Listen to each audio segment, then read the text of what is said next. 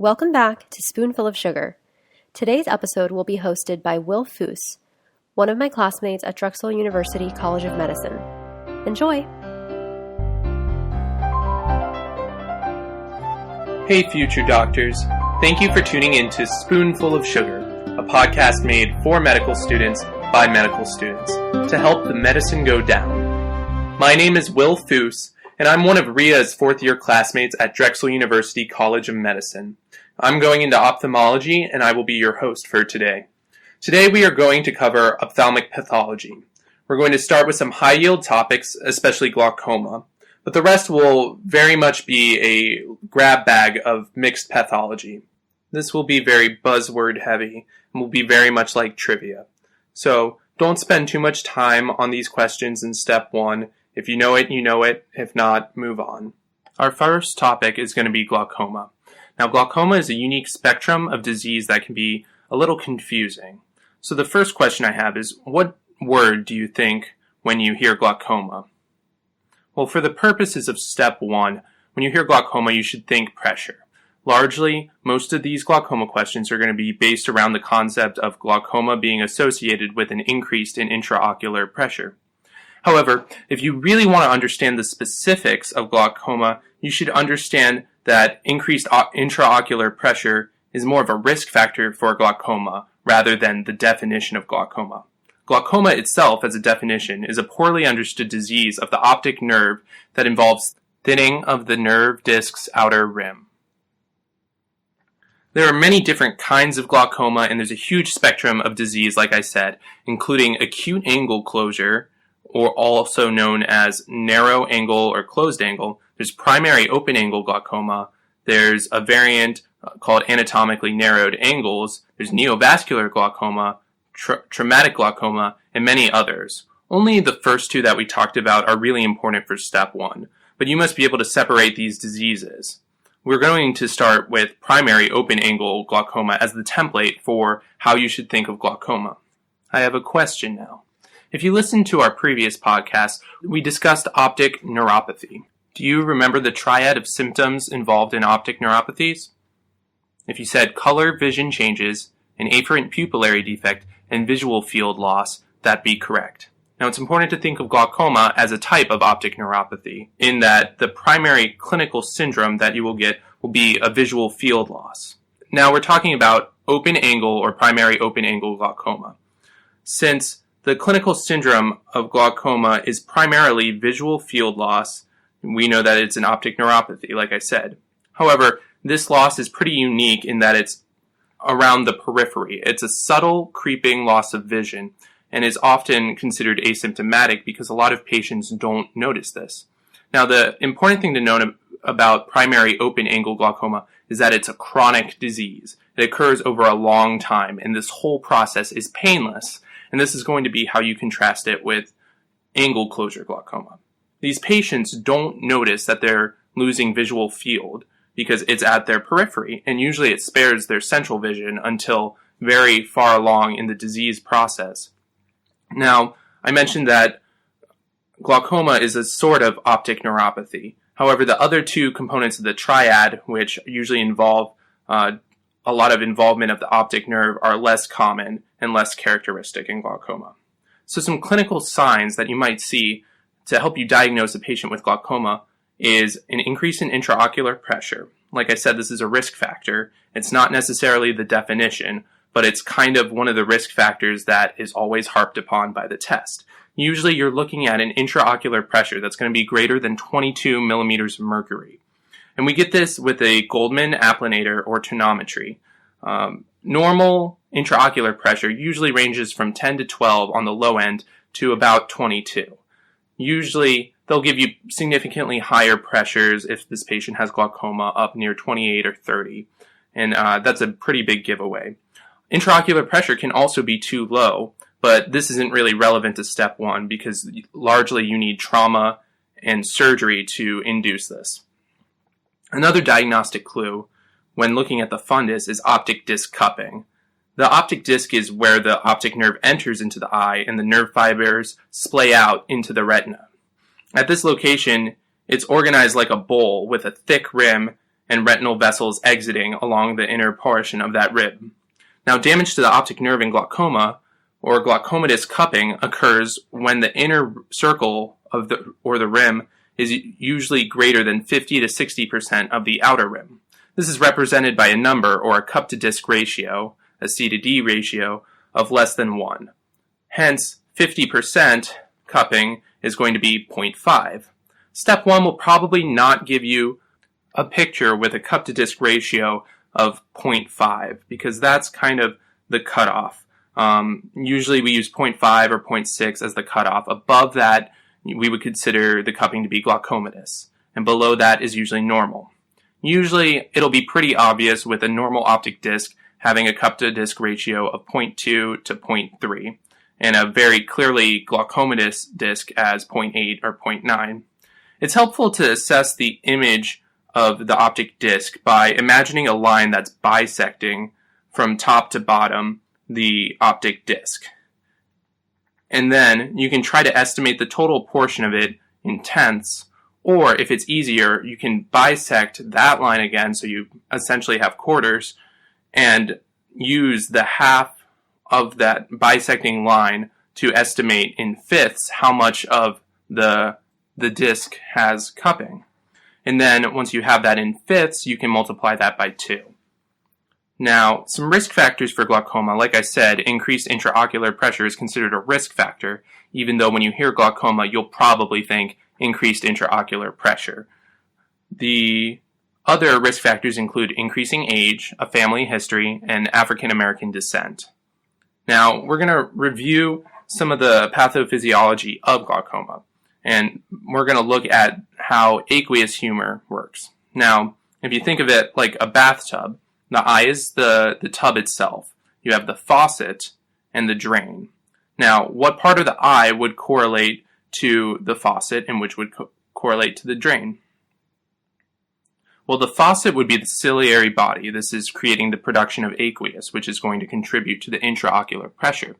Next, we have the tub is the anterior segment. Now, this isn't very relevant for the posterior segment because the vitreous in the posterior segment is pretty static. You can introduce things into that will increase the intraocular pressure, but you're not generating more vitreous, so it's not going to contribute to glaucoma in the primary open angle type.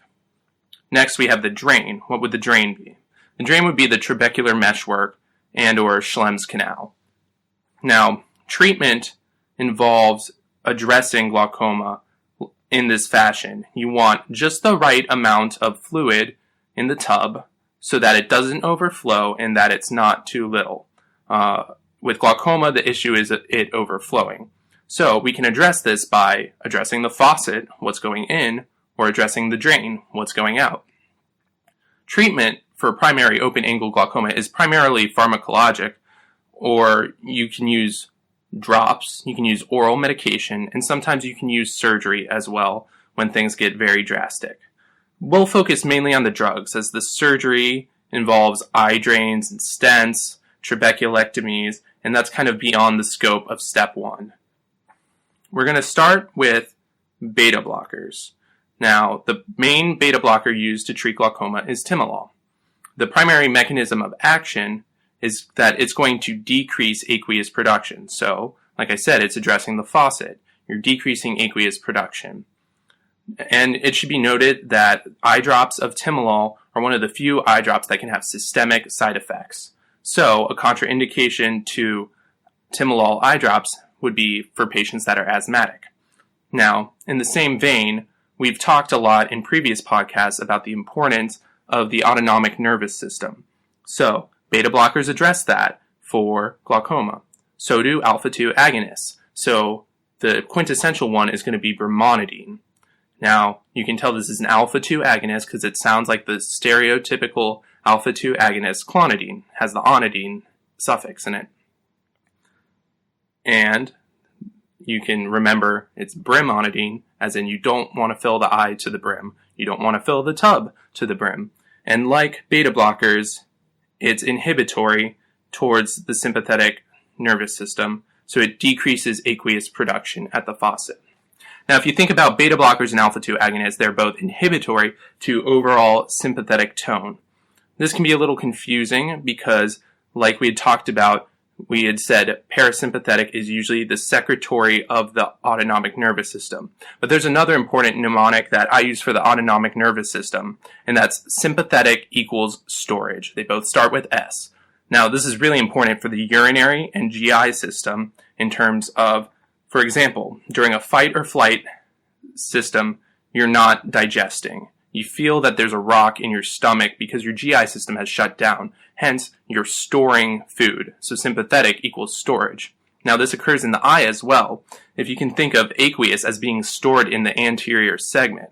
Thus, sympathetic tone causes storage of aqueous. So the tub is getting full. It's having stuff stored in it. Thus, you want to inhibit the sympathetic storage of aqueous. Now, you can do that by beta blockers, like we said. It decreases aqueous production. The other thing is alpha-2 agonists, which, even though they're agonists of sympathetic tone, alpha-2 specifically inhibits overall sympathetic tone in those alpha-1, beta-1, and beta-2 systems. So, sympathetic is storing. If you're storing aqueous, there's more of it, and that would increase pressure. So by inhibiting the storage, you lessen the aqueous production, and that's why beta blockers and alpha-2 agonists, brimonidine and timolol, are important for treating glaucoma. Another drug that stops aqueous production is acetazolamide. Now, if you've heard of acetazolamide, it's used also as a diuretic. Can you tell me what enzyme is worked on by acetazolamide? If you said carbonic anhydrase, you'd be right. Now, this is another class of drugs that can be used to treat glaucoma. It includes dorzolamide and acetazolamide. And these are, like I said, carbonic anhydrase inhibitors. So they all have Z's in it. And their mechanism of action is also to decrease aqueous production. Now, if you think of the chemical formula for carbonic anhydrase, it interconverts carbon dioxide and water into bicarbonate. And now this is really important for physiological homeostasis in terms of pH, but one of the side byproducts is going to be water on one side of this equation. So if you inhibit the equation and the enzyme that allows for this equation, you decrease production of water, essentially. And so this is important in the eye because if you decrease water production, you decrease aqueous production, and therefore you're not contributing to that faucet and that increase in intraocular pressure. Now, it's important to note that acetazolamide is one of the few medications that is not in drop form. It's actually oral.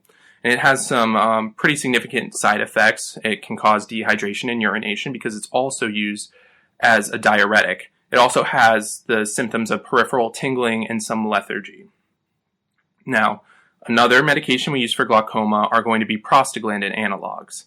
Now, this is probably the most effective of a lot of these drug classes, so it's important to know latanoprost. That's the prostaglandin analog. It has prost in its name, and this is kind of the quintessential medication drop that so many patients are on, latanoprost. It's important to commit that to memory. And like I said, it's probably one of the best drugs there are for glaucoma.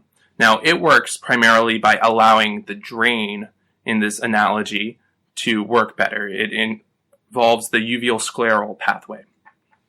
Now, whenever I think of prostaglandins, I think of the O in it, prosto, or prost, there's an O in that. And I think O and open.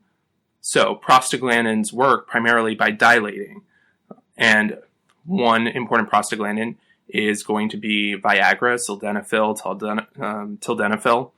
And that works by opening and dilating blood vessels. Now, it's a little bit different in the eye in terms of latanoprost. This prostaglandin analog opens the drainage pathway. It makes it bigger, allows more drainage, and hence decreases the intraocular pressure. Now, side effects of this are pretty unique. In fact, latanoprost can cause elongation of eyelashes and even can change your iris color and make it a little darker. The the brand name of latanoprost is called Lumigan, but it's also Latisse if you've ever bought that for elongating your eyelashes. Now, some other important things to note about primary open-angle glaucoma. Steroids can cause it. Now, steroids work by marginating neutrophils, so they can't get to the target. That's why you have that temporary increase in neutrophils in a patient who has been on steroids in their bloodstream, even though they're immunosuppressed to some degree. And the same thing sort of happens in your eyes. The neutrophils come into the eye, but the steroids prevent their ability to get out of the eye. So the neutrophils essentially get stuck in the trabecular meshwork and they clog it up. And that, obviously, if you're clogging the drain, causes an increase in intraocular pressure. There are some other ways that steroids can increase intraocular pressure, and in some very specific cases can actually decrease intraocular pressure. But largely, this is how I remember that neutrophils get stuck in the trabecular meshwork and you can't drain the aqueous, which increases the intraocular pressure. So largely, as a whole, steroids increase intraocular pressure, and that's why a lot of dermatologists don't like when you use steroids around your eyes. Now, some other things can clog the drain or the trabecular meshwork and increase intraocular pressure. One example is uveitis. Obviously, you have a bunch of white blood cells in the eye causing inflammation, and those can clog up the trabecular meshwork as well. If you have trauma, you can have red blood cells in terms of a hyphema. So this is kind of just a layering of blood at the base of the eye, or even a vitreous hemorrhage. Trauma can also cause disruption of the trabecular meshwork. So all of this can contribute to any sort of glaucoma. Another one that we'll talk about later is neovascular glaucoma. In patients such as patients with diabetes, for instance, they get blood vessel growth on their iris. And these new blood vessels don't work the way blood vessels normally should, and they can actually clog up the trabecular meshwork. Now, next we have acute angle closure glaucoma, or closed angle, or narrow angle. And it's important to think of this, even though it's glaucoma, as fundamentally different from open angle glaucoma. First of all, as its name suggests, it's acute. It occurs in the short term, over a couple of hours, and is more due to anatomy and blockage of the drainage system than really to any risk factors or gradual chronic disease. Hence, the drugs used for open-angle glaucoma are not going to be ideal or appropriate in a case of acute angle closure. Now, these patients are usually incredibly rare. In fact, I still have yet to see a case of acute angle closure despite multiple ophthalmology rotations. But these patients will be younger, and usually there's a situation where there's been a change in light that affects the pupil size, especially with dilation. Thus, when you think of acute angle closure, you always want to think of something that's inducing some degree of dilation for these patients and their pupils. Largely, there will be people who are in a dark movie theater, for instance. So you get some very classic histories like that. Now, the clinical signs and symptoms involve a mid-dilated fixed pupil. And this eye will be red and painful. This is unlike normal angle closure glaucoma, which is not painful. And these patients get headaches, they get a cloudy cornea, they might be seeing halos, and their eye is going to feel hard.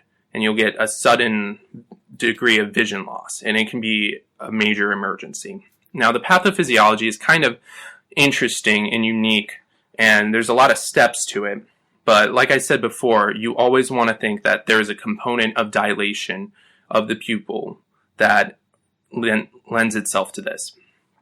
So first, these patients may have an enlarged lens or some sort of anatomical variation, a narrow angle, for instance, but it starts with the lens, it migrates forward, and now it's directly behind the pupil. It's still in the anterior segment, but it's in the posterior chamber where the aqueous is made, and it moves forward, and the lens blocks the pupil. And it usually occurs with, like I said, dilation of the iris to some degree. Now, the lens, this blocks off drainage of the aqueous from the posterior chamber to the anterior chamber. Like I said, the aqueous is made in the ciliary body. It goes through the pupil and then out to the trabecular meshwork in the anterior chamber.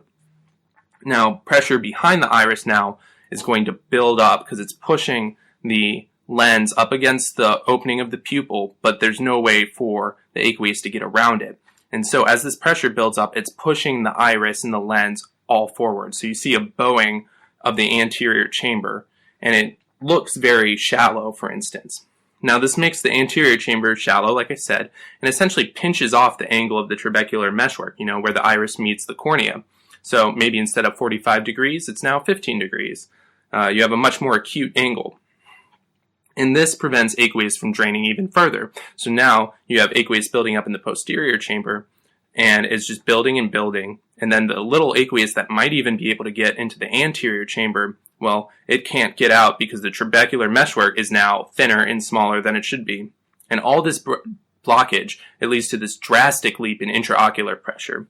So primary open angle glaucoma, like we talked about, maybe a few points higher than 22 millimeters of mercury, like maybe up to 30. But acute angle closure glaucoma, it's going to jump to like 50s or 60s even. And it's going to hurt for the patient, like I said, and their eye is going to feel really hard if you touch it. So it's acute, you have this increased pressure, and all of this contributes to all these other symptoms. Like I said, you have the hard eye, you have pain and a headache. Obviously, your eye is largely innervated by the trigeminal nerve, and all this eye pressure is going to irritate that. And so you might get some referral of pain to other parts of the trigeminal nerve. You might think it's the worst headache of your life, for instance, albeit that's usually associated with a subarachnoid hemorrhage. But like I said, the trigeminal nerve, it innervates the cornea, it innervates the sclera. Additionally, you have this increased pressure that's pushing aqueous into the corneal stroma. Now, we talked about Descemet's membrane and the endothelial cells, that their job is to basically dehydrate the cornea and keep it clear by pumping fluid out of it. Now, if you have this increased pressure, it's pushing against that pump and it's pushing aqueous into the stroma of the cornea. And because the stroma is now getting fluid in it, it's not going to be as clear as it should be when it's dehydrated. So normally the endothelial cells of the cornea, they pump out the water and keep the stroma dehydrated, like I said. And with too much aqueous pushing against it, they have their jobs cut out for it. And so the cornea swells. When the cornea swells, you usually see it makes the cornea look kind of bluish, and it's not very clear as well. Now imagine you have a bag of rice, for instance. Each individual grain of dry white rice can allow some light through. It's mildly translucent. However, if you cook it and the grain swells with the water, it becomes white and opaque. Now that's kind of what happens to the cornea.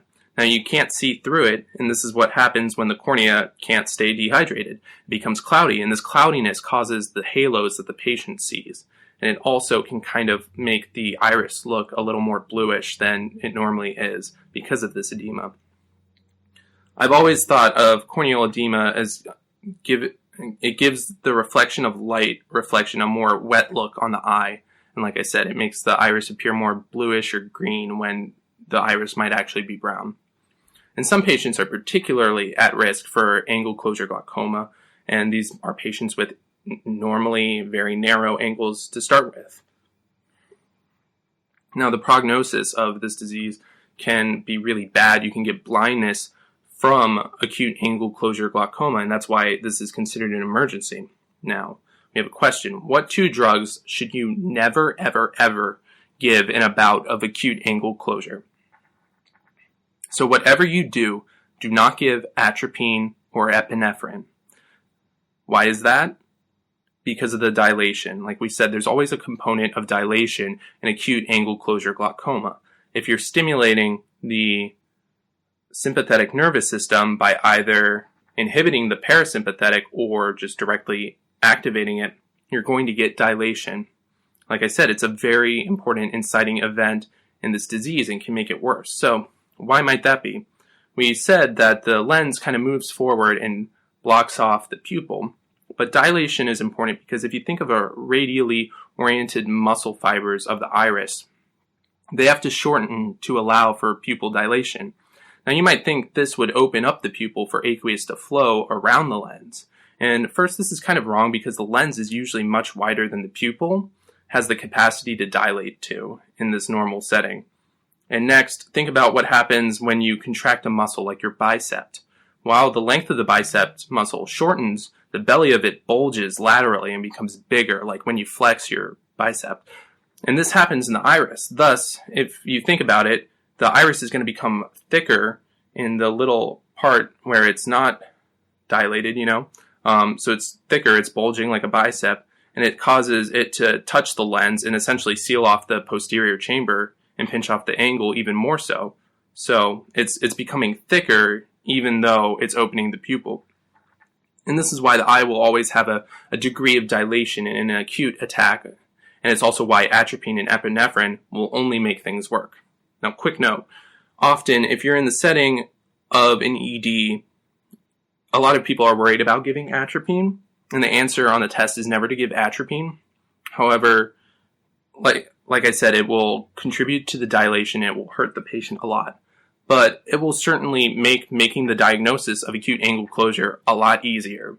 And in such a setting, like an ED, normally you have the capacity to treat angle closure glaucoma. So don't give atropine if you have a suspicion of angle closure glaucoma and if it seems pretty obvious. But if a patient has vague eye symptoms and needs a thorough eye exam, your worry about angle closure should not preclude dilation for getting a good eye exam. Now, next question. What should you stimulate to do the opposite of dilation, and what drug can do this? So, you want to stimulate the parasympathetic nervous system to cause constriction, and the best drug for this is pilocarpine. So, the treatment for acute angle closure glaucoma should be pilocarpine. It's a parasympathetic agonist, and hence it does the opposite of atropine and epinephrine. It'll constrict the pupil, which helps to open up the trabecular meshwork for aqueous drainage. And if that isn't enough, an ophthalmologist can perform surgery or a laser iridotomy.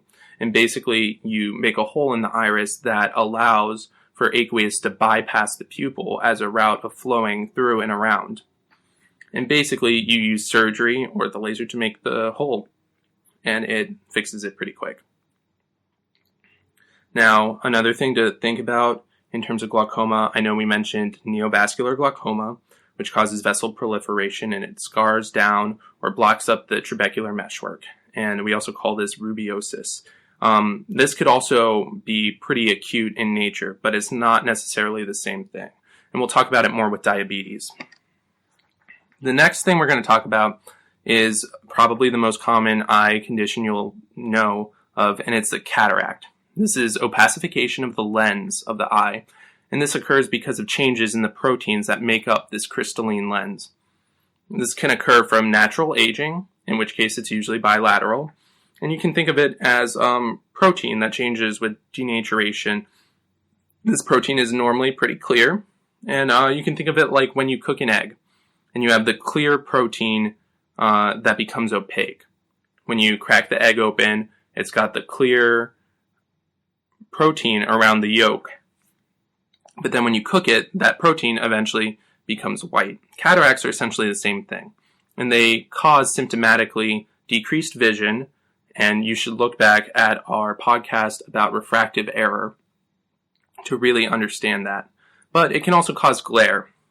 And typically it can be corrected up to a point by glasses, because like I said, it is causing refractive error. However, really bad cataracts can give you a milky appearance, and at some point, eventually, glasses can't compensate for that, in which case the cataract has to be removed. And this is an elective procedure because, like I said, up to a certain point, glasses can compensate for it. And it's important to think of cataracts not really as a disease, but as a natural process in aging. Pretty much everyone gets it at a certain point, usually in their 70s or 80s. And there's different types of cataracts based on their location within the lens. There's the nucleus, the cortex, and the capsule, but that's kind of beyond the scope of step one. Now, it's important to think of certain risk factors for cataracts. One is smoking. Excessive sunlight can also contribute to that, as well as excessive alcohol use. Can you name some other causes of cataracts? Well, some trisomies can cause cataracts. I'm going to go through a couple really specific diseases that are associated with cataracts that you should know. One of those is myotonic dystrophy. This is really cool because it has a unique cataract that's called a Christmas tree cataract. It kind of sparkles red and greenish and looks like a Christmas tree. Then there's galactosemia, any sort of version of that, galactokinase deficiency, but not fructosemia. And those have a very unique cataract as well. Additionally, torch infections can all cause cataracts based on when they affect the baby in development, but usually the quintessential one is rubella. So if you hear of a torch infection and a cataract, it's usually rubella. Some other diseases include Marfan syndrome, but you usually think of that as affecting the displacement of the lens rather than a cataract. Alport syndrome, neurofibromatosis type 2. Steroids and diabetes can also contribute to cataracts. So those are important to know as well. And then trauma as well. This can disrupt the cells that are on the outside of the lens and basically ensure the protein's integrity. So trauma can often accelerate cataracts. Infection can cause cataracts as well in the same vein. Now, fun fact, cataract is derived from the word for waterfall. I used to always get it confused with the word catamaran, which is a boat, but cataract essentially means waterfall because if you're looking at a cataract, it's white and milky like the rushing water of a waterfall. Next, we're going to talk about conjunctivitis. Like its name suggests, it's inflammation of the conjunctiva. Usually these patients present with a red eye, and usually it's not super painful, but it can have watery discharge and can be irritated. Now, we have a question. What types of conjunctivitis are there? So there's allergic, bacterial, and viral are the main ones. You could also consider chemical damage to be a conjunctivitis as well. But allergic, bacterial, and viral are the important ones. And these can be distinguished from each other with some unique characteristics. Allergic, for instance, is usually itchy, bilateral. It's associated with a certain season. And you have these papilla, which are little bumps on the palpebral conj and on the conjunctiva, even a little bit the bulbar, and it's kind of difficult to appreciate, but the buzzword is papilla. Bacterial, on the opposite, can be very pussy, and this is the kind you'll have to treat with antibiotics. Usually the go-to antibiotics are going to be erythromycin or ofloxacin, so usually fluoroquinolones and the erythromycin. And these also have papilla as well, but usually these are a lot bigger. Like I said, they have pussy discharge. It's important to really know about gonococcal and chlamydial versions of bacterial conjunctivitis, and this can be really important in babies. Viral conjunctivitis is very common. It's usually caused by the adenovirus, and it's usually self-resolving. Unlike the other kinds, usually you have preauricular lymph nodes and some other viral constitutional symptoms. It's very contagious, and while the other two cause papilla, these cause follicles. Now, some conjunctivitis adjacent diseases include trachoma. This is caused by Chlamydia trachomatis infection. It's not the same as the chlamydial conjunctivitis that babies get. This is largely in third world countries, and it causes scarring infection of the cornea and conjunctiva. A buzzword we usually use as ophthalmologists to mean scarring is the word cicatricial. That's a little beyond the scope of step one, but if the word cicatricial comes up, usually it involves scarring of the cornea and conjunctiva. The eyelashes in trachoma often turn in, that's called entropion, and they start to scratch the cornea. And this whole process of eyelashes turning in, scratching the cornea is called trichiasis. And this scarring process is really what contributes to blindness. And it's very important, especially in developing nations. Another thing that involves conjunctivitis includes reactive arthritis, formerly known as Reiter's disease, but unfortunately that name, which is easier to remember, was taken away because Reiter was a Nazi. And the mnemonic for this is can't see, can't pee, can't climb a tree. So these patients get conjunctivitis, urethritis, and arthritis. And it's usually seronegative, but it's an autoimmune syndrome that follows a GI or genitourinary infection.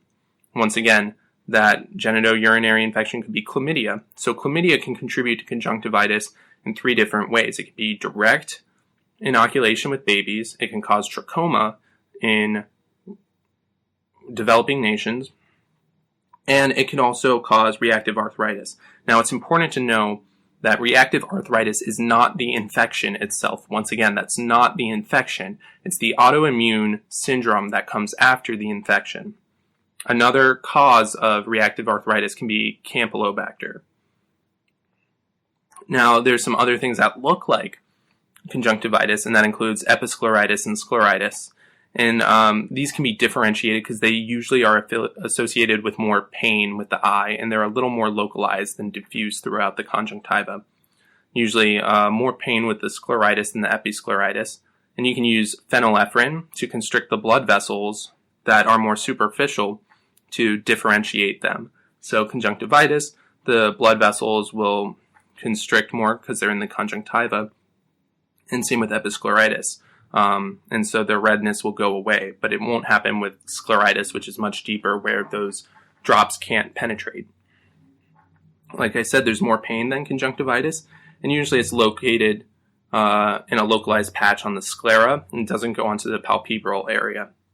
Also, it's important to know that scleritis particularly can be associated with a lot of autoimmune conditions. Now we're going to talk about uveitis. This is inflammation of the uvea. Do you remember what the three parts of the uvea are? If you said the ciliary body, the iris, and the choroid, you'd be correct. Now, uveitis can be divided up into anterior, posterior, and intermediate based on which of these is involved. So, anterior, you have the iris and ciliary body. Posterior uveitis usually involves choroid. Intermediate is a little in between, so it's going to show a lot of inflammation in the vitreous. And then there's panuveitis, which is all of the above. And you can think of them as categories. So anterior uveitis is by far the most important.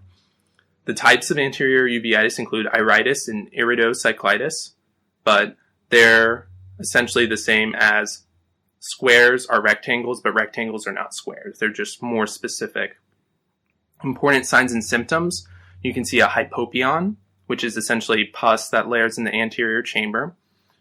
You can have keratic precipitates, KPs. You can only see this under a slit lamp, but they're on the endothelial side, and they're just little snowball sort of things that are pressed up against the cornea. Cells in flare. If you see cells floating around in the anterior chamber, or if there's so much protein that it essentially is like driving through the fog with your headlights on, that's cells in flare. And all this can contribute to decreased vision. It can cause conjunctival redness. Obviously, there's inflammation. And it can cause photophobia. Now, it's important to know that photophobia isn't just, oh, I don't like the light that's in my eyes. It's actual pain. And this is caused because the ciliary body and the iris is essentially inflamed. So when it spasms because it's reacting to light, that causes pain. So usually we treat this symptom by dilating the eyes with a cycloplegic, and this also causes some degree of paralysis, so the eyes can't dilate or constrict anymore. And so this really helps with the pain in that regards. So like I said, anterior uveitis is really the most common of the uveitises. It's often idiopathic, but is largely associated with HLA-B27 pathology and autoimmunity. So you'll see it in diseases like sarcoidosis, rheumatoid arthritis, juvenile idiopathic arthritis, even the seronegative spondyloarthropathies as well. Next, we have intermediate uveitis, and this is usually, you see a lot of involvement of the vitreous, like I said, and this is really beyond the scope of step one, and it's very specific and often associated with other posterior or anterior uveitis, so it's not as important. Now, posterior uveitis is a big catch-all term, and it can include choroiditis, inflammation of the choroid. It can include some degree of retinitis or even chorioretinitis. And its symptoms, like any uveitis, causes decreased vision and eye pain. Some big examples are toxoplasmosis or CMV retinitis, which is also called acute retinal necrosis. And then panuveitis, like I said, it's involvement of all three parts of the uvea. And if it involves an infection that could be introduced, it's often called endophthalmitis. So endophthalmitis is a type of panuveitis if you think about it. But it can also be autoimmune, just more severe than anterior or posterior uveitis. Some diseases that cause specific uveitis can cause this. Like I said, toxoplasmosis, even lymphoma, sarcoidosis, syphilis, Behçet's, lupus, tuberculosis, you name it. So now we're going to talk about neovascularization and diseases that involve neovascularization. Can you tell me what neovascularization is? Well, if you break it down into its prefix and suffix, you have neo, meaning new, and vascularization, meaning blood vessels. Now, neovascularization, we're going to explain in the context of age-related macular degeneration and diabetes, but it's very important for ischemic processes in the eye. Whenever the retina becomes ischemic, cells release VEGF. VEGF stands for vascular endothelial growth factor, and this essentially tries to grow new blood vessels to allow ischemic areas to get oxygen and nutrients. This is very important for cancer, but in the eye it's important for a lot of other causes as well. So, you're making these new blood vessels because of the VEGF, but these vessels are often immature and inappropriate. They're tiny, they're numerous, and they're thread-like, and they can scar down really easily. Like I said, they're inappropriate because they're leaky. They can bleed and cause hemorrhage or even a retinal detachment. They can scar down, and that can kind of pull on things, producing traction. This can also cause hemorrhage or also a retinal detachment. And it can even grow out of the iris, like I said before, with neovascular glaucoma and block off the trabecular meshwork. Now, like I said, when you hear neovascularization always comes after ischemia and the release of VEGF. Now, it's important to know that this is ischemia and not infarction. So, VEGF is released whenever the cells aren't getting enough oxygen. The cells aren't getting the proper amount of blood, the proper amount of oxygen. They're dying, but they're not dead yet. So they send out a flare gun, the sort of SOS, as their last-ditch effort to say, hey, I need some oxygen, give me some. And that's VEGF. Now, like I said, this brings out blood vessels, but these blood vessels aren't proper. In the case of cancer, they bleed a lot and they contribute to the cancer. In this case, in the eye, they contribute to all these other things down the line that are no bueno. Now, important ischemic diseases to know about that can lead to neovascularization are diabetes, age-related macular degeneration, and central retinal vein occlusion. Now, with the central retinal vein occlusion, it's important to know that it's not the same for central retinal artery occlusion. These patients are ischemic in the central retinal vein occlusion versus the central retinal artery occlusion, it's infarcted. They're not dying. Those cells have died because they haven't gotten any oxygen versus they've gotten decreased oxygen when they're ischemic. Ischemic cells are suffocating. And like I said, they send out the VEGF as a lifeline. Infarcted cells are dead. They can't send out VEGF because they're dead. So, we treat all these neovascular complications with anti-VEGF medications and also some steroids because they have very similar properties. These anti-VEGF medications include bevacizumab, ranibizumab, and aflibercept. Steroids work by preventing this vascular growth, but they work more effectively at decreasing the leakage from these vessels. So the first of these neovascular processes we're going to talk about is diabetic retinopathy. Now this is a huge spectrum of disease and has gradations that are really beyond the expectations of what you need to know. But it's important to know that there are types of diabetic retinopathy. The first is non-proliferative. This means that there is no neovascularization yet. However, there can be some issues with the ischemic processes and the damage to the blood vessels.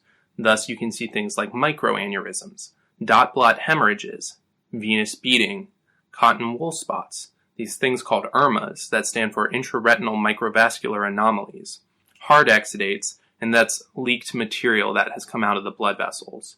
And you largely treat it in this stage by controlling your blood sugar and treating the diabetes. Eventually, once it gets beyond this, it becomes proliferative. And this is where you start to see the new blood vessels from the VEGF. And the hypoxia and ischemia that comes from the microvascular disease of the diabetes contributes to this. At this point, patients need to be treated with pan-retinal photocoagulation, which is essentially a laser. You blast up the retina in the periphery, and this kills those cells. Thus, this decreases the amount of VEGF that they release. They're not suffocating anymore. They are dead cells. Obviously, you don't want to kill all the retina because then the patient won't be able to see. That's why you stick to the periphery and you add little spaces in between each. And that way you hope to preserve as much of the patient's central vision as possible. Additionally, you can do surgery if you get any complications of the proliferation. And then, like we said before, there's anti-VEGF injections into the eye and steroid injections that help to decrease that vasculature. Now, besides the proliferation and non-proliferative forms of diabetic retinopathy, you can have macular edema. Diabetic vessels leak no matter what. The neovascular vessels always leak. They're really bad, but regular vessels in diabetes do tend to leak. And so this is kind of independent of the scope of step 1, but you have leakage of these vessels into the retina, and they can help to separate layers and lead to swelling behind the macula, which can distort vision. So all of this can lead to hemorrhage, vision loss, and even retinal detachment in the vitreous. Next, we have age-related macular degeneration. Now, this is a little different because it has a unique pathophysiology, which involves degeneration of the macula. So there's this layer called Bruch's membrane, which divides the choroid from the retinal pigmented epithelial cells. And that's on the bottom of the retina. And essentially, the retinal pigmented epithelial cells help to supply nutrients to the retina as well. So this isn't really as much of an ischemic process, but like I said, you have a breakdown of Bruch's membrane, and this can lead to topographical changes in the retina, and it can also lead to some ischemia because in Bruch's membrane you get these deposits that essentially are called drusen, and it's basically just deposits of crap that builds up as people age. Stuff like lipofuscin, for example. And that can distort the retina and the retinal pigmented epithelial cells. And the primary signs and symptoms that you get with age-related macular degeneration are called metamorphopsia. Now, what is metamorphopsia? Well, metamorphopsia is a way of describing any sort of distortion of vision that comes from disruption of the photoreceptors. And the best way of examining this is to look at an Amsler grid. So it's a grid with a dot in the middle. And when you focus on that dot, if you have age-related macular degeneration because of the disruption of the photoreceptors, it causes it to be wavy. Now think of it this way. The retina is supposed to lie flat. If you have buildups in Bruch's membrane of drusen, or even any sort of leakage there, it's going to push the photoreceptors up. Instead of them lining up in a flat direction, they're going to bulge, and it's going to look like a mountain range. And light's going to hit that at different angles, and that's going to disrupt your sense of what there is there. So it can cause really any sort of distortion, which is what a metamorphopsia is. Any distortion of vision. But one particular one is macropsia, which is things look bigger than they should be, or micropsia, things look smaller than they should be. And I always think of metamorphopsia as anything that could happen if you drank one of the bottles in Alice in Wonderland. So metamorphopsia, Alice in Wonderland, everything is wavy and trippy. Now, there's some other symptoms that are not part of AMD, but just kind of fun to think about. So what is a hallucination, for example?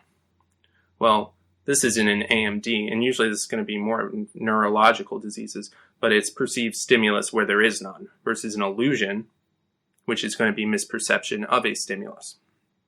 Now, age-related macular degeneration, like I said, causes metamorphopsia, but it can also cause scotomas and vision loss depending upon how it progresses. When you do fundoscopy and you look at the retina, you see drusen, which are white, and they look a lot like the hard exudates of diabetes. But these are deeper. They're more in Bruch's membrane. They're yellow. They're not in the cells. They're extracellular. And they're actually pretty normal with aging. A lot of people get drusen. The problem is if you get it under the macula, then it can start to disrupt your central vision and your ability to see things.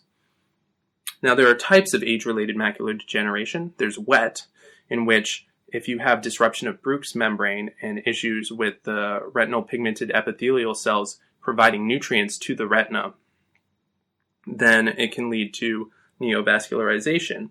And this is different from diabetic neovascularization because this comes up from the choroid. The choroidal vessels start to push up through Bruch's membrane, and this can also lead to detachment and stuff. And you treat it the same way you treat all neovascularization. But neovascularization means there is new vessels. And wet AMD usually has these new vessels and also edema and fluid in the retinal nerve flares, versus dry AMD just typically has the drusen and there's no neovascularization.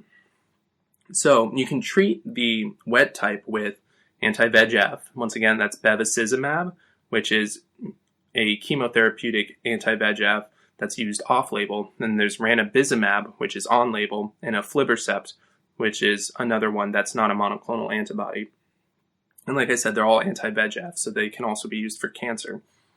But you can also help to treat dry AMD with multivitamins, usually largely antioxidants. Once again, this is an aging process. Like I said, drusen kind of come up naturally with age. It's just junk that builds up, and it just so happens that it builds up under the macula. So you want to fight the aging, use antioxidants. Also, don't smoke. Smoking leads to lots of junk everywhere in your body, so that's not good. Next, we have central or branch retinal vein occlusion. This is an ischemic pathology that, like we said before, can lead to neovascularization. And this is important to think of the tub analogy, but now instead of the anterior chamber, we're going to talk about arteries and veins. So the faucet is going to be the arteries providing new blood that has oxygen. The tub is the retina and the capillaries, essentially, where you have the blood sitting, where you have the exchange of oxygen. And the drain is the veins. It pulls away the deoxygenated blood. Although there will be plenty of blood in the retinal capillaries, because essentially if you block the retinal vein, if it's blocked off, things back up. It backs up into the tub. It backs up into the capillaries. But you can't drain any new blood away. So you have blood there, but that blood is ischemic in the sense that it's not providing any more oxygen because it's already used that oxygen. And it's blocking up space so new blood with oxygen can't come in. So there's still some oxygen, which allows it to be ischemic and not infarctive.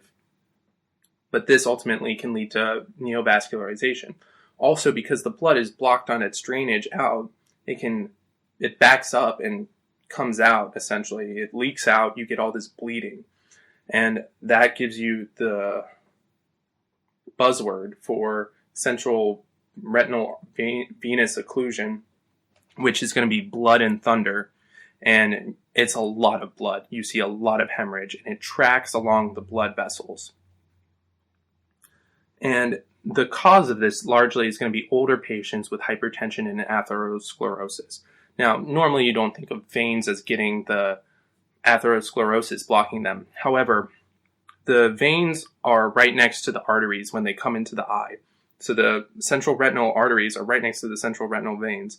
When you have a lot of hypertension and atherosclerosis, it can lead to some dilation of those arteries, and that can push up against the veins, which are not nearly as strong in their walls, and that compresses those, and hence you get the occlusion and it backs up. So this is very much a disease that comes on with aging and is associated with hypertension and atherosclerosis. So you'll see on fundoscopy retinal hemorrhages and they track along the veins. And like I said, it's going to look like blood and thunder. You have venous engorgement and you have some edema. And then it leads all to neovascularization. And this particularly can cause neovascularization of the angle and the iris, more so than diabetes, because diabetes, you get a lot of neovascularization on the back of the eye, in the retina, and the vitreous, and it has to get really bad before it makes it all the way to the iris, versus a central retinal vein occlusion is really bad all at once, and that way it can actually cause this in the iris as well. So one of the complications of all this neovascularization is a retinal detachment, and this is separation of the neurosensory layer of the retina from the retinal pigmented epithelium. So the retinal pigmented epithelium is not part of the retina. The retina is the neurons and the rods and cones above it. And then Bruch's membrane is underneath the retinal pigmented epithelium, and then you have the choroid. So from inside to outside, you have the retina, you have the RPE, the retinal pigmented epithelium, and then you have Bruch's membrane, the choroid, and then the sclera. You can have the RPE separate from the choroid, but that's even worse, and you can't really treat that. So, and we don't call that a retinal detachment. Now, retinal detachments, I always thought initially were really hard to conceptualize. You have to think of it first as wallpaper peeling off the wall, right? So there's a tear in it, and it's peeling off. The wall is still there. That's essentially the RPE, the choroid, the sclera, the scaffolding, everything is still there, but the wallpaper has come off. And the wallpaper is where you are able to get sensation from light, essentially. So that's why it's important.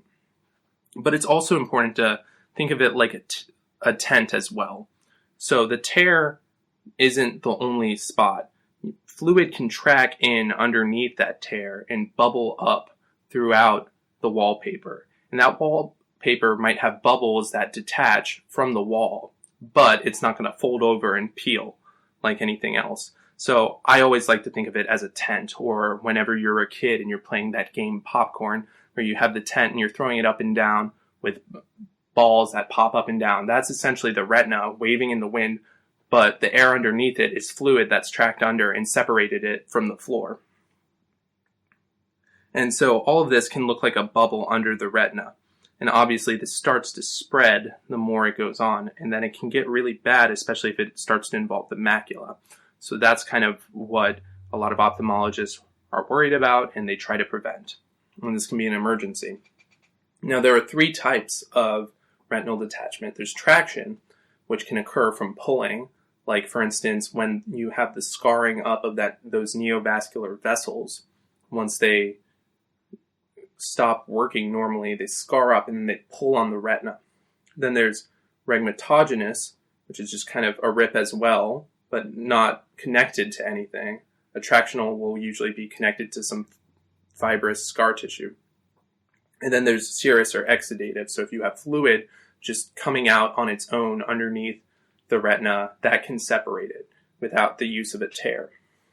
And all this can be complications of neovascularization, like I said. So the progress can lead to vision loss, depending on how long the retina is separated from the RPE, which essentially gives it nutrients. An important thing to think about is a posterior vitreous detachment. So as we age, the vitreous jelly starts to liquefy, and it's not a homogeneous jello-like substance anymore. It starts to get a little liquidy in some pockets, and the surface tension it has can pull on the retina. Now, sometimes this can actually pull the retina off, and this posterior vitreous detachment is pretty normal. It happens to a lot of people with aging, but it's not normal when it tears off part of the retina. So this tugging on the retina causes some very specific symptoms that you can see in a posterior vitreous detachment as well as a retinal detachment. The first is photopsia. So these are flashes of light, like from a camera. You'll usually see it around the periphery of your vision. And this is because the retina can't feel pain when it's tearing. It's sensory, but it's not sensory for pain. It's sensory for light. So it's interpreting that tear as light and not as pain. So you see these photopsias. You can see floaters because anytime something rips off, there can be pigment and such that gets into the vitreous, as well as a lot of the time, because the vitreous has liquefied a little bit, there can be floaters in that naturally. So you get floaters, you get photopsias, and then the big differentiation, at least symptomatically, is often that you see a dark curtain. And this is because the billowing retina essentially gets in the way of itself in a retinal detachment. And so this is an easier way to differentiate it from a posterior vitreous detachment, which you don't have to do anything about. And then on fundoscopy, you'll see crinkling in the retina where it's detached and it starts to get wavy. And a big giveaway is actually if you look at the vessels, they won't be as smooth and they'll be more kinked at certain locations. And the treatment for all this ultimately is surgery, that the retina has to be reattached. You remove the vitreous, you flatten the retina, and you fill it with something else like an oil or just fluid or a gas bubble to press it up against the wall, and then you use lasers to essentially spot weld it into place.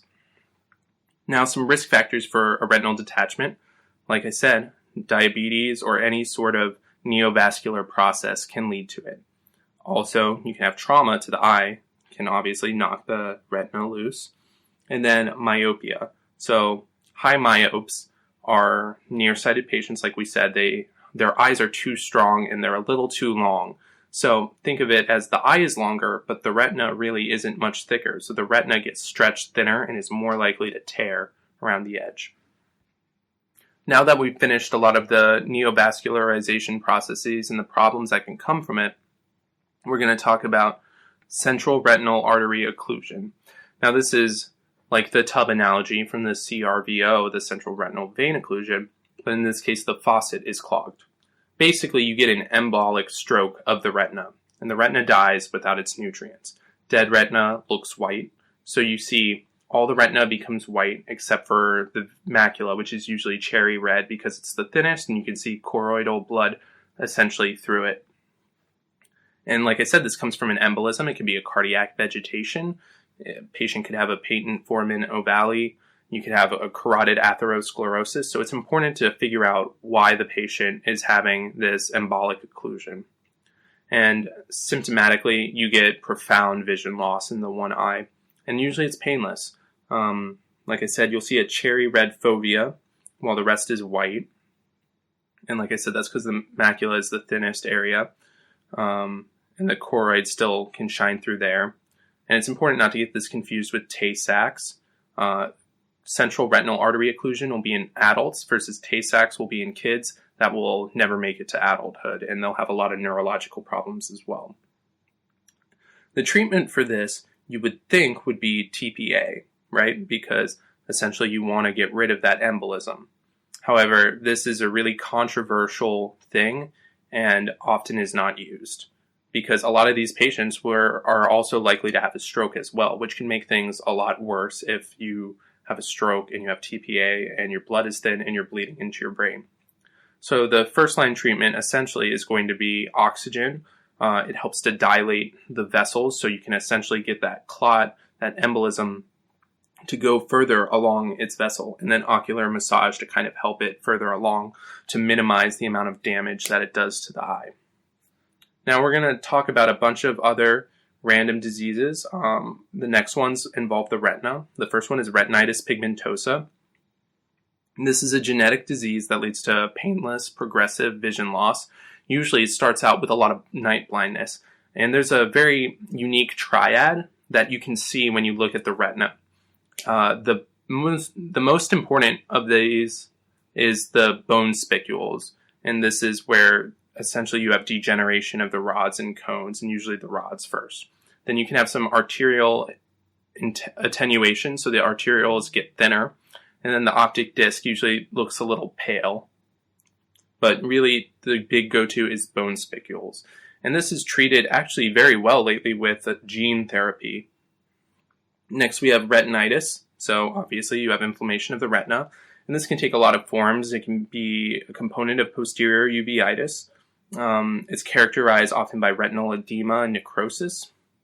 So whenever you have retinal necrosis, the retina can start to look white because dead retina becomes white. And you can have vision loss. So a lot of retinitis will have fluffy white lesions. And you can also get scarring. Often these patients are immunosuppressed. They can have HIV. And often it will involve very specific infections.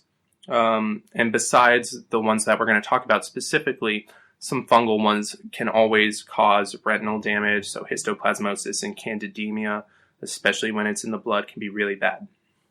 The first we'll talk about is chorioretinitis. So obviously, like its name suggests, it involves the retina, but it also involves the choroid. And this is really unique to toxoplasmosis.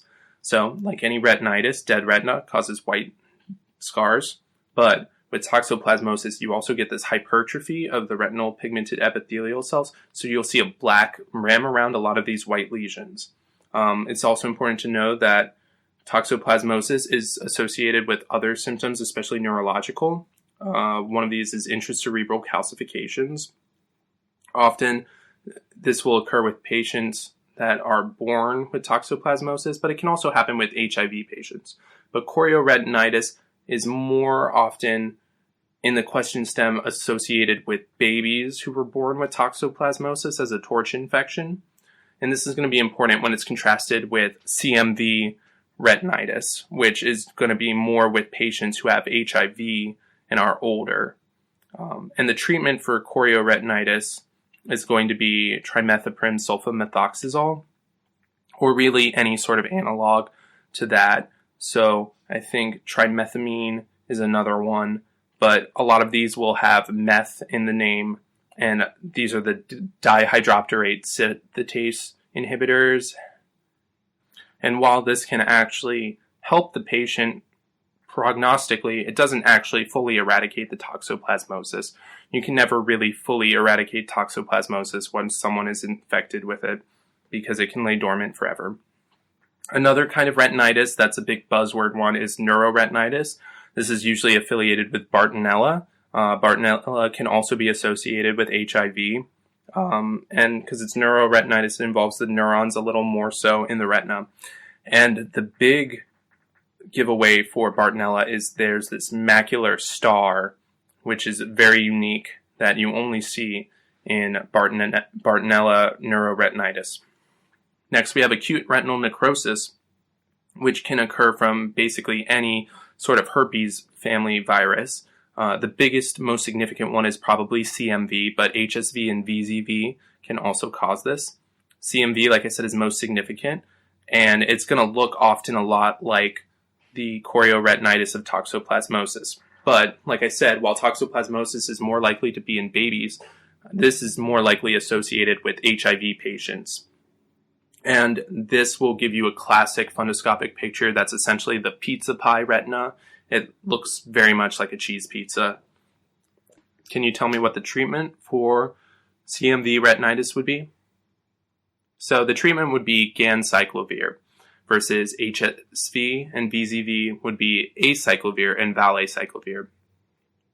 It's important also to note that HSV and VZV viruses can infect the cornea as well, causing a keratitis or keratoconjunctivitis. These are pretty unique in that HSV will have dendrite, which are little branching tree-like lesions that enhance with fluorescein. So fluorescein lights it up green, versus VZV will have pseudodendrite, which essentially look the same, but they don't enhance with fluorescein. Now, VZV also involves the trigeminal nerve with herpes zoster ophthalmicus, and this is essentially shingles that goes over the dermatome of the trigeminal nerve.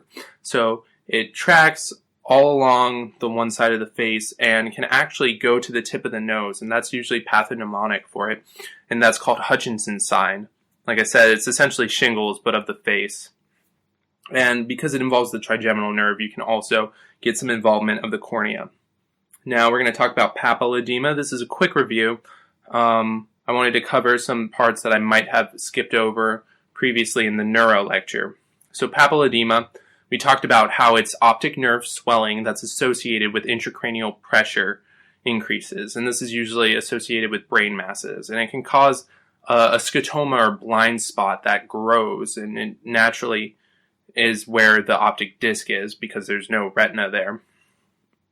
And when looking at a picture of papal edema, usually you'll see an obscuration of the edge of the optic disc. It won't be a very clear-cut circle, and you won't be able to assess any sort of cup to disc ratio. And another big giveaway is often there's a ton of hemorrhage around the disc, and so that's another giveaway for papal edema. And this is associated with symptoms that are essentially blackouts, but it's going to be bilateral. And this is in contrast to our next disease, which will also have blackouts, but it's going to be unilateral. So this disease is Amarosis Fugax. Now, what does this mean in terms of words and the etiology of these? Well, amarosis means dark or obscure, and fugax means fleeting or flight. Think of a dissociative fugue when you have your psych rotations, or Bach's Toccata and Fugue in D minor, which is a very flying sort of song. But fugue means flight, is what I'm trying to say. And so Amarosis Fugax, because it's fleeting or flight-like, it involves a temporary, and here's the thing, it's a temporary vision loss. Now, it's important to differentiate this with central retinal artery occlusion, which is a very similar etiology, but it's not temporary, and papal edema, which is also temporarily, but this is going to be bilateral, versus Amarosis Fugax is usually unilateral. And it's frequently described as a curtain coming over one's vision that essentially goes away. So you can see just in the description of Amarosis Fugax, it can sound like the blackouts associated with papal edema. It can sound like a central retinal artery occlusion just because of its etiology. And it can also look a little bit like a retinal detachment. But, like I said, the blackouts are not bilateral like papal edema would be. The black curtain is temporary versus a retinal detachment. It might come and go repeatedly, but never really goes away. Now, Amarosis Fugax occurs because of a carotid artery stenosis that can also throw some clots and cause essentially temporary ischemia to the eye. So the eye doesn't fully infarct, but when it's ischemic, you can't see very well. So anytime a patient has Amarosis Fugax, the first thing you should do is get a carotid ultrasound and then get a carotid endarterectomy to essentially fix that. So, like I said, always look for a carotid artery stenosis if you suspect Amarosis Fugax, which is a unilateral, fleeting, dark curtain that comes over the eye and then goes away. Some other eye things to remember. We're going to think about thyroid eye disease. So this is going to be with Graves' disease. Patients may be hyper or hypothyroid depending upon where they are in the course of their treatment and such. And so with Graves' disease, you have the thyroid that's affected by an autoantibody. So thyroid function is not linked to the ocular symptoms. In fact, when you treat these patients, for instance, if you give them a beta blocker to treat their thyroid function, it's not going to have an effect on their ocular symptoms. Thus, patients still have these ocular symptoms, which are going to be proptosis or exophthalmos, along with maybe some degree of strabismus, but that's more in real life than in the examples that will be on step 1. So even if the disease is treated, there still may be some residual autoantibodies. Now, steroids can help with some of the swelling in terms of the orbital fat and connective tissue that's going to be increased in the extraocular muscles, but sometimes you also have to do surgery once all of this has died down. Now, whether or not this patient has thyroid eye disease, you get some very specific hyperthyroid symptoms with the eyes. One is lid lag, in which if you're following a finger with your eyes, your lids kind of lag behind, and you'll see the whites of the patient's eyes. For instance, a lot of these people will be very bug-eyed, and that's also part of the exophthalmos, but it's pretty specific if you can see the whites of the eyes above the pupil and above the iris rather than below or just to the side. Above and crazy eyes equal hyperthyroid. Another thing that I always got confused with thyroid eye disease and Graves, because it's also autoimmune and has the name gravis in it, is myasthenia gravis. Now, this is completely different. It does not affect the thyroid whatsoever, but it involves the fatigability of muscles due to the stimulation of the acetylcholine receptors by autoantibodies to those acetylcholine receptors. Now, the eyes are particularly susceptible in which you get ptosis. And now, this is really important for contrasting it with Lambert-Eaton, which is less ocular involving. But basically, you get kind of droopy eyes and ptosis with these patients because the eyes are one of the most used muscles in your body. If you think about it, you're looking at things every day, so you really need to use those muscles. And you never really feel them get super tired until the end of the day. But obviously, they're going to be most susceptible to these acetylcholine receptor antibodies. Now, what's something that is associated with myasthenia gravis that, when treated, often improves the condition?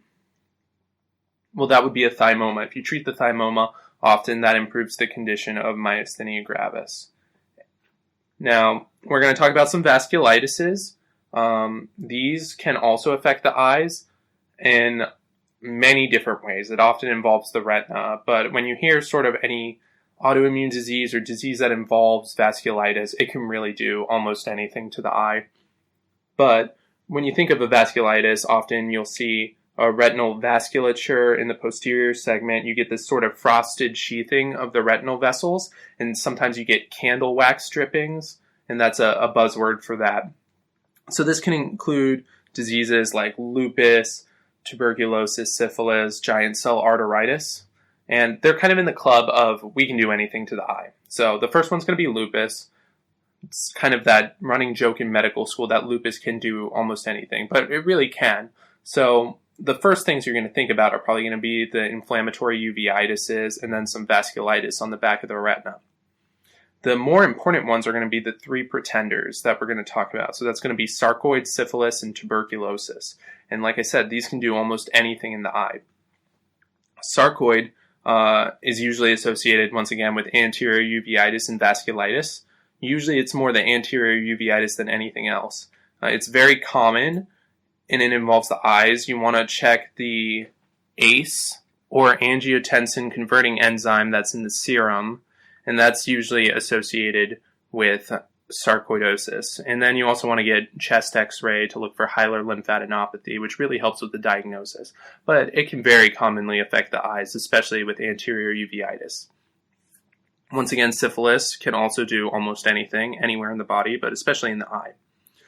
So, question. What's a notable ocular finding of tertiary syphilis? If you said Argyll-Robertson pupil, that would be correct. This is particularly notable because it's very unique in the sense that the pupils do not constrict with light, but do if the patient is accommodating. So if the patient's focusing on something up close, they'll accommodate, their eyes will constrict. But if you shine a light in their eyes, it won't constrict. So they'll have big dilated eyes. And it's kind of interesting to think of that we as a culture kind of value dilated eyes. We think it's pretty. And so you think of prostitutes back in the Middle Ages who had syphilis, they have dilated eyes, and that might have contributed to their wares. But it's a good association to think about. So they're going to be dilated eyes. They don't constrict with light, but they do accommodate, so they work close up.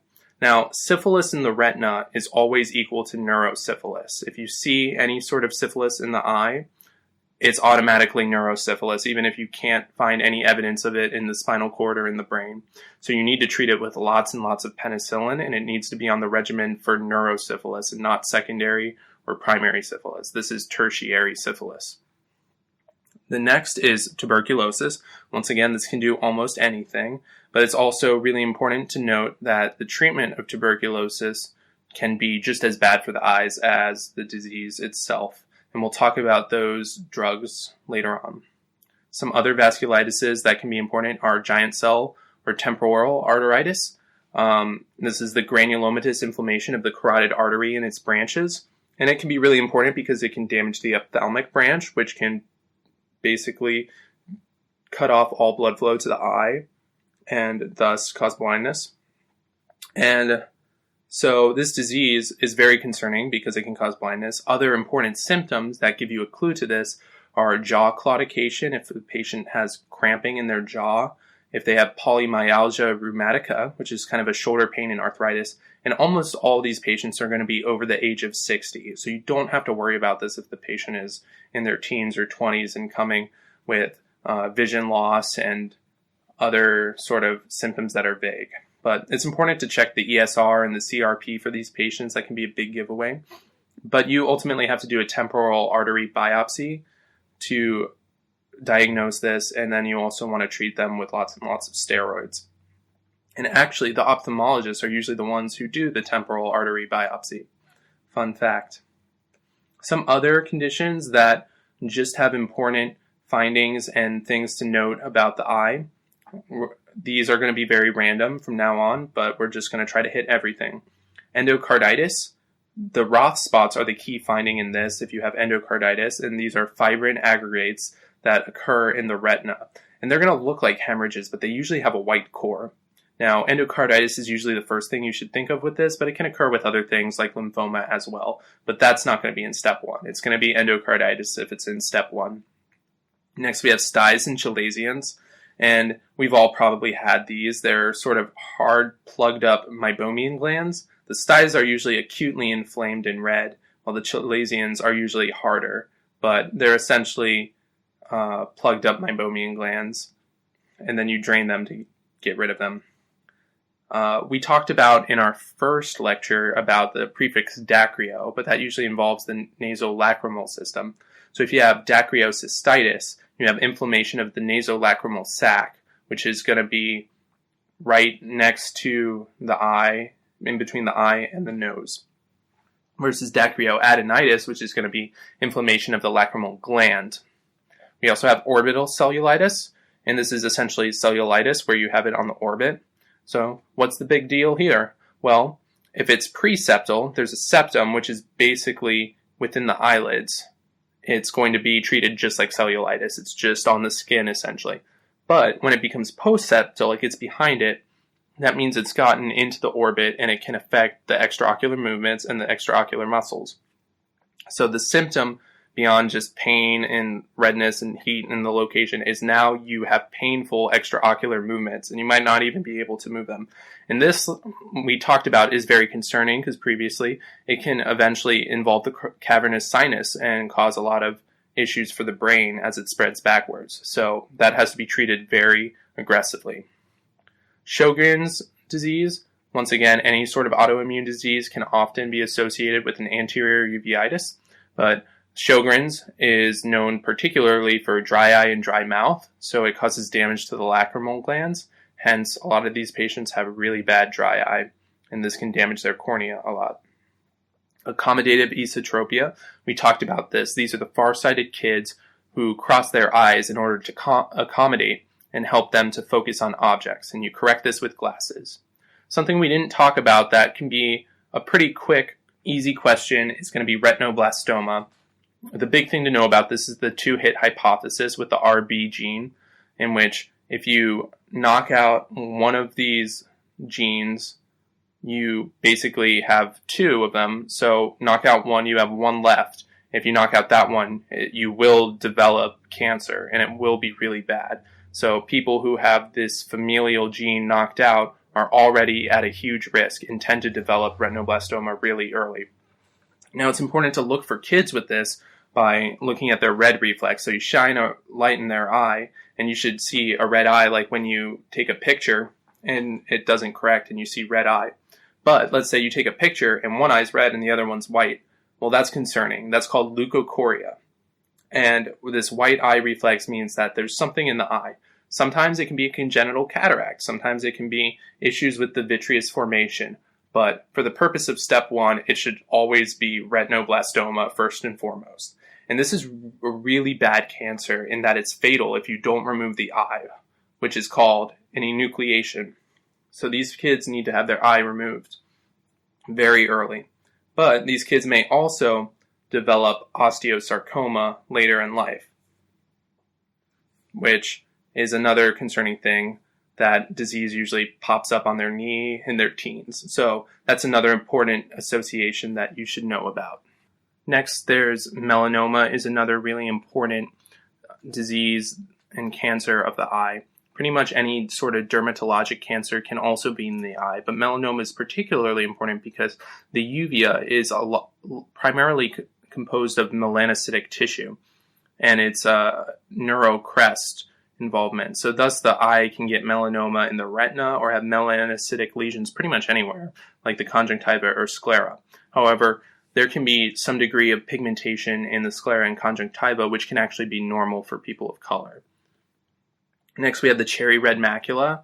Like I said, this can occur when you have a central retinal artery occlusion. However, it's also associated with a lot of neurodegenerative sphingolipidoses. So the big one that comes to mind is Tay-Sachs. You hear Tay-Sachs, you think cherry red macula.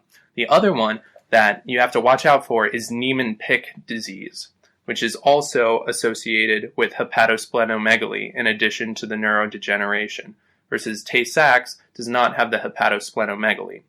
Like I said, all these are neurodegenerative sphingolipidoses, and they're often associated with kids whose parents are Ashkenazi Jews or of French-Canadian descent.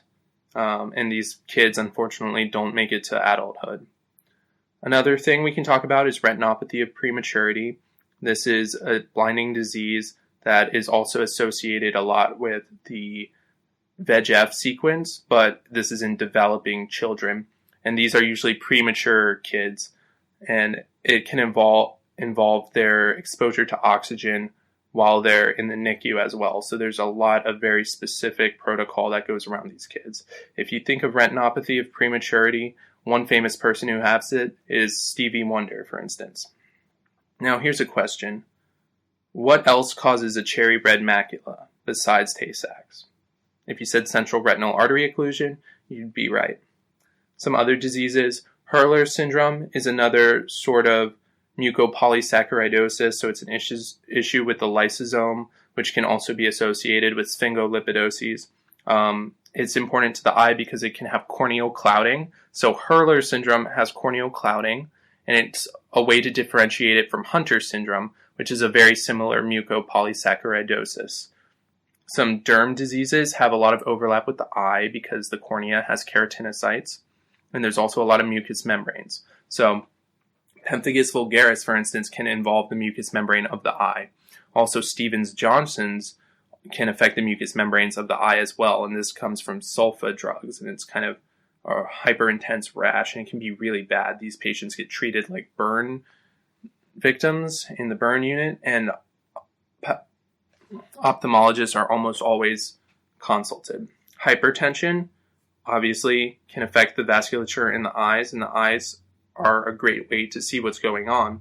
Like I said, it was associated with central retinal vein occlusion, but some of the things you see in the eye can be silver wiring. So the retinal arteries look more like silver wire as their walls get thicker and they have less blood in them. And then you can also see AV nicking, in which the arteries override the veins and make them nick. Another thing we talked about in terms of the parasympathetic innervation of the eye involves anisocoria. One thing is the 80s tonic pupil, and this is caused by damage to the parasympathetic innervation of the eye. So one will be dilated and the other one won't be so much. You get anisocoria. And the eye may accommodate or react slowly to light. And there can be a lot of etiologies of this, but usually you get the symptom of a dilated pupil that doesn't respond very well to light. So you want to really interrogate neurologically what could be going on here. But it could be an answer as simple as some trauma that damaged the parasympathetic fibers. Lastly, we're going to talk about drugs and just some quick buzzwords and what you should think about. The first one, we're going to talk about some antipsychotics. There's chlorpromazine. So this is an antipsychotic, and it's important to know that there is a C in this. So the C correlates to the cornea. So you get pigmented corneal deposits with chlorpromazine, versus thioridazine is the other antipsychotic. However, there's an R in thioridazine, and that correlates to retina. So there's pigmented retinal deposits that are brownish and reddish in discoloration for thioridazine, versus chlorpromazine. Usually they're a little more yellowish, sort of like corneal, etc. Then there's sildenafil and tadalafil. So Viagra and its similar prostaglandin analogs. These can cause some optic neuropathies with the vasculature that supply that, but the most important symptom you should know for that is that they can cause blue vision or cyanopsia. Next, we have the medications that you use to treat tuberculosis. Like I mentioned before, they can be damaging to the eye as well. So the first one you want to think of is ethambutol. It's the E in the RIPE therapy, and E is for eyes. It causes an optic neuritis or neuropathy, so it directly damages the optic nerve. It doesn't deal with the retina, it doesn't deal with other things, it damages the optic nerve. Isoniazid also does the same thing. So the way I remember isoniazid is that it's INH, so injures nerves and hepatocytes, INH. Now, obviously there's a lot of nervous tissue in the eye, so it can damage the optic nerve itself, as well as other parts of the brain. And it's really important to fortify against that by giving B6. Opioids cause the added effect of pupillary constriction. Steroids can cause cataracts and also increase intraocular pressure. Hydroxychloroquine, like a lot of chloroquines, it can be used for malaria, but also is used to treat lupus, can cause a maculopathy, so damage to the retina, and it's usually described as a bullseye maculopathy. Doxycycline can cause pseudotumor or idiopathic intracranial hypertension, as well as Accutane or vitamin A analogues can cause pseudotumor as well. So basically anything that can treat acne, doxycycline or Accutane, can cause pseudotumor. And also the patients who get pseudotumor are often patients with acne. They're often overweight, young female women. Additionally, we have sympathetic agonists along with parasympathetic antagonists. Those all work to dilate the pupil. And the opposite, parasympathetic agonists and sympathetic antagonists can cause pupillary constriction. Now, bisphosphonates can cause uveitis and scleritis in an autoimmune way, so it's important to know that. A lot of chemotherapeutic agents can actually cause corneal toxicity, especially tyrosine kinase inhibitors, so like imatinib, for instance, dasatinib, anything ending with inib can cause sort of dry eye corneal toxicity because these are fastly dividing cells. Topiramate is the only one associated with angle closure glaucoma. Tamsulosin, so Flomax, you use it for the bladder, can cause floppy iris. And amiodarone causes these whorled corneal deposits and optic neuropathy. Once again, if you get any sort of question that has a random drug side effect, usually it's going to be amiodarone. Another thing, methanol can cause an intoxication with an optic nerve damage and optic neuropathy. It's part of the mud piles, so you'll also see an anion gap in the question stem along with patients who might be distilling their own moonshine, for instance. So to review, it's important to understand glaucoma and its relationship with eye pressure. You should understand the difference between acute angle closure glaucoma and open angle glaucoma and how those differences impact treatment and how you think about the disease. Understand the types of eye infections and what part of the eye is affected. Understand the effects of steroids on the eye involving increased intraocular pressure and cataracts. Understand that neovascularization is an important process, and it's an important ischemic process that underscores a lot of eye disease, from diabetes to central retinal vein occlusion, and it can also be an age-related macular degeneration, etc.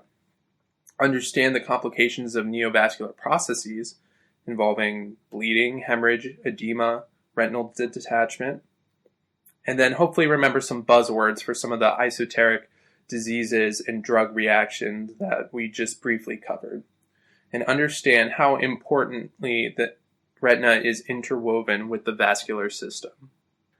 Thank you for listening to our podcast. If you found this episode helpful, please subscribe to our podcast and leave your questions, comments, and concerns at spoonfulofsugar.org. We'd love to hear if there's any sort of ophthalmic pathology that you'd like for us to cover that has not been covered. Spoonful of Sugar is always here to help the medicine go down.